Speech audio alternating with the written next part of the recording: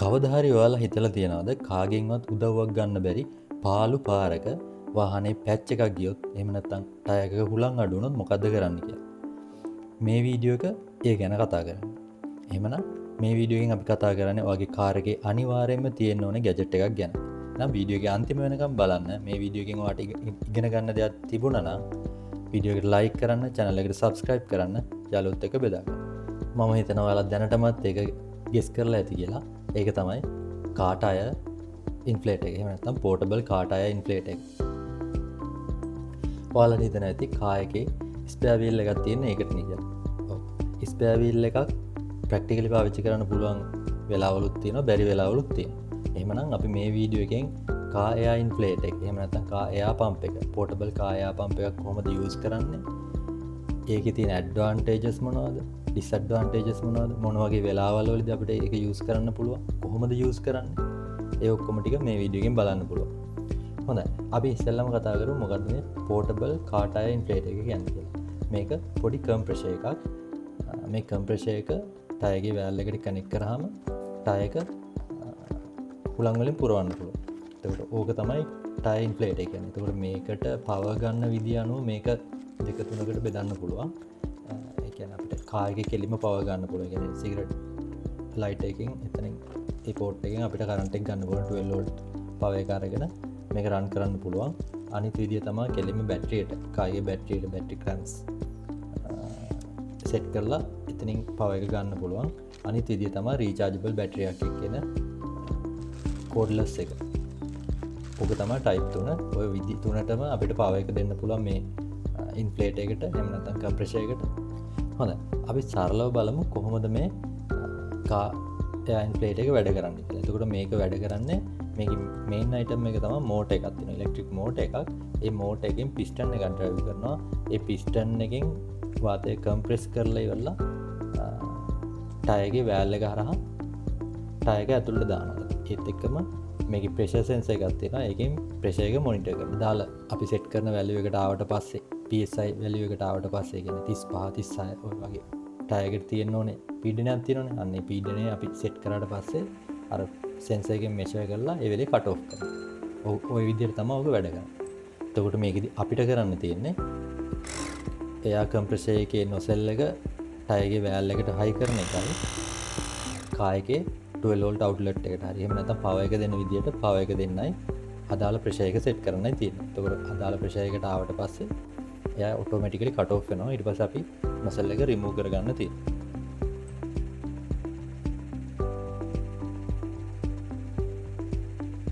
හොඳයි. අපි ඊළඟට බලමු එයා කම්ප්‍රෙෂර් එකක් ගනිද්දි අපි බලන්න ඕනේ ස්පෙસિෆිකේෂන් මොනවද කියලා. වැදගත් පළවෙනි එක තමයි PSI රේටින් එක. අපි දන්නවා කාර් එකක සාමාන්‍යයෙන් 30ත් 40ත් අතර PSI එකක් ඕනේ ටයර් එකේ ප්‍රෙෂර් එක. එතකොට අපේ කම්ප්‍රෙෂර් එක ඊට වඩා ගොඩක් වැඩියෙන් සපෝට් කරන්න ඕනේ. at least 100ක් 150ත් අතර PSI වැලියු එකක් තියෙන කම්ප්‍රෙෂර් එකක් ගන්න එක හොඳයි. දෙවැනි වැදගත් පොයින්ට් එක තමයි එයා ෆ්ලෝ රේට් එක. මේක මනින්නේ මිනිත්තුවට ලීටර් කීයක්ද කියන එක. ඒකේ වැලියු එක වැඩි වෙන්න අපිට ඉක්මනට ටයර් එක ඉන්ෆ්ලේට් කරගන්න පුළුවන්. අනිත් වැදගත් පොයින්ට් එක තමයි අපි කොහොමද මේ කම්ප්‍රෙසර් එක පවර් දෙන්නේ කියන්නේ. ඒ කියන්නේ 12 වෝල්ට් ප්ලග් එකකට ගහලා ගන්න පුළුවන් එකක්ද, එහෙම නැත්නම් රීචාර්ජබල් බැටරි එකක් තියනවද, එහෙම නැත්නම් කෙලින්ම කාර් එකේ බැටරි එකට සෙට් කරන්න පුළුවන්ද? ඒ වගේ දේවල් බලන්න ඕනේ. අනිත් වැදගත් දේ තමයි ඩිජිටල් ඩිස්ප්ලේ එකක් තියෙනවද කියන එක. ඩිජිටල් ඩිස්ප්ලේ එකක් තිබ්බම අපිට හරියටම කියවන්න පුළුවන්. රීඩින් ලේසි. එතකොට ඒ PSI bar වලින් කිලෝ පැස්කල් ඒ වගේ අපිට යුනිට්ස් කන්වර්ට් කරලා බලන්නත් පුළුවන්.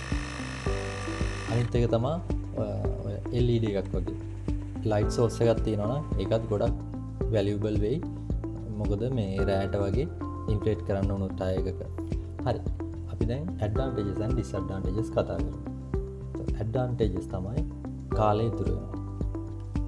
ඒ වගේම ටයර් ෂොප්ස් වල නැත්නම් පොලිස් ස්ටේෂන් එකේ වගේ එයා ඉන්ෆ්ලේට් කරන්න අවශ්‍යතාවයක් නැහැ. අපේ ගෙදරදී කරගන්න පුළුවන්. ඒ වගේම ඉමර්ජන්සි රෙඩි මොකක් හරි හදිස්සියක් ආවොත් අපි ගාව තියෙනවා එයා ඉන්ෆ්ලේට් එක අපිට ඉන්ෆ්ලේට් කරගන්න පුළුවන්. compact and easy to use. එතකොට මේක පොඩිම පොඩි එකක් සහ බරත් හරිම අඩුයි. එහෙනම් ඩිකගේ දාලා තියාගන්න පුළුවන්. තර මල්ලිපර්පස් යස් කියන්නේ අපිට පුළුවන් මේක කායකට විතරනේ බයික්වලට ඒ වගේ මෙට්‍රස්වල්ට යා ඉන්පලේට් කරන මෙට්‍රස්වල්ට ඒ ඕන දේකට යා පම් කරන්න මේක යස් කරන්න පුළුවන්. ඩිස්අඩ්වාන්ටේජස් ඉදිරිගත්තොත් ටයක ඉන්පලේට් කරන්න ටිකක් වෙලා ගන්නවා. ඒවගේ එක දිගට පාවිච්චකරොත් ඊට වෙන්නත් පුළුවන්. චීප් මොඩල්ස් ගොඩක් කලාවට ඩියවරබල් නැතිවෙන්නත් පුළුවන්. ගොඩක් ඩියවරබල් හයිකොලිටියව ගණන් වැඩිවෙන්නත් පුළුවන්. කායක ස්පයාවේල් එක තියෙද්දී පෝටබල් යා පම්ප එකක් තියෙන්න ඕනෙද. එහෙම තිබුණට කමක් නෑ. මොකද සමහර අවස්ථායනවා ඒවගේ වෙලාවෙද අපිට ස්පයාවේල් එක මාරු කරගන්න හරි අමාරු. එක්සාම්පල්ලයක් විදිරගත්තොත් රෑ වෙලාවක පාලු පාරක අපි ඩ්‍රයිව් කරනකොට පැච්ච එකක් ගියොත් අපිට රෝධය අයින් කරලා ආය ස්පෑවේල් එක සෙට් කරගන්න හරි අමාරු. ඒ වගේ වෙලාවට අපිට එයා පම්ප එක තිබුණොත් එයා ටොප් කරගෙන අපිට පොඩිදුරක් හරි යන්න පුළුවන්. ඉස්සරහට ගිහිල්ලා ටයර් ෂොප් එකකට හරි එහෙම නැත්නම් මිනිස්සු ඉන්න පැත්තකට ගිහිල්ලා අපිට පාර ටයර් එක චේන්ජ් කරගන්න පුළුවන්. අනිත් රීසන් එක තමයි ගොඩක් වෙලාවට ටයර්ගේ පැච් එකක් යන්නේ. කියන්නේ එක පාරම හුලං අඩුවෙන් නැහැ. යන පැච්චලින් ගොඩක් වෙලාවට පොඩි ඇනයක් වගේ ඇනිලා ටික වෙලාවක් යනවා හුලං අයින්ගන්න. එතකොට ඒ වගේ වෙලාවට ස්පෑවේල් එක මාරු කර ටයිම් ගන්නට වඩා පුළුවන් තරම් ගිහිල්ලා ආයෙ ටොප් කරගෙන ඒ විදිහට පුළුවන් තරම් ඉක්මනට ටයර් ෂොප් එකකට යන්න පුළුවන්කම තියෙනවා නම් ස්පෑවේල් එක මාරු කරගන්න නැතුව ඉන්න පුළුවන්.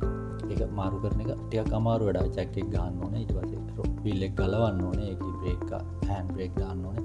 වගේ වැඩ ගොඩක් තියෙනවා. සාමාන්‍ය ලේඩි කෙනෙක්ට ඕක කරගන්න අමාරු වෙන්නත් පුළුවන්.